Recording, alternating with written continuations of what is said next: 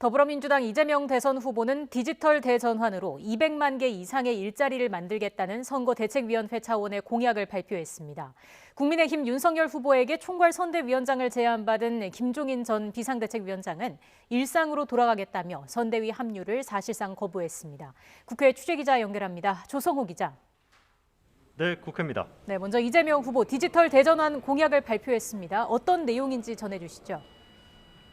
네, 이재명 후보는 오늘 오전 서울 여의도 중앙당사에서 디지털 대전환 공약을 발표했습니다.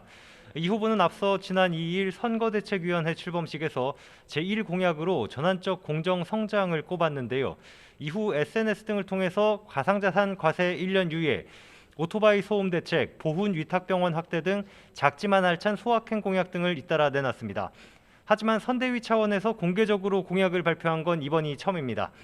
이 후보는 김대중 전 대통령의 초고속 인터넷망, 노무현 전 대통령의 전자정부, 문재인 대통령의 데이터댐 기반 위에 디지털 영토를 확장하는 시대를 열겠다고 했습니다.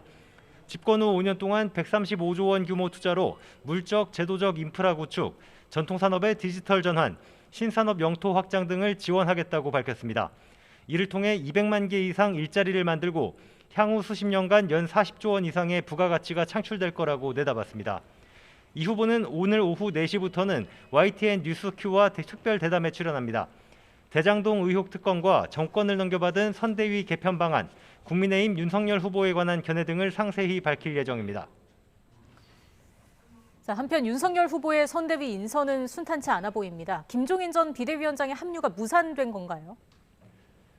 네, 김종인 전 위원장은 출근길 사무실 앞에서 기자들과 만나 더는 정치 문제에 관해 얘기하고 싶지 않다며 이제 일상으로 회귀하겠다고 말했습니다. 대선에 관여할 뜻이 없음을 내비친 건데요. 윤석열 후보의 총괄 선대위원장 제안을 사실상 거부한다는 의미로 읽힙니다. 앞서 김 전 위원장은 어제 이준석 대표를 만난 자리에서 선대위 합류 여부를 확정짓지 않은 상태에서 윤 후보가 일방적으로 인선을 발표한 것을 강하게 비판한 것으로 알려졌습니다. 또 선대위가 자신과 김병준 전 비대위원장, 김한길 전 민주당 대표의 사실상 삼각구도로 비치는 데 대해서도 우려한 것으로 전해졌습니다. 윤 후보 측은 오늘은 일정이 많아서 김 전 위원장을 직접 만날 계획은 없다고 전했습니다. 다음 달 6일 출범을 목표로 하는 선대위 구상이 출발부터 흔들리는 가운데 윤 후보는 원팀 행보를 이어갑니다. 여의도에 있는 식당에서 최재형 전 감사원장, 안상수 전 인천시장, 하태경 의원을 비롯해 당내 경선에서 경쟁했던 경선 예비 후보 7명과 오찬 회동을 합니다.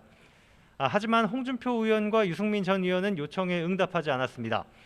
이에 윤 후보 측은 원희룡 전 제주지사까지 본경 선주자들과는 별도로 회동하려 한다고 설명했습니다. 지금까지 국회에서 YTN 조성호입니다.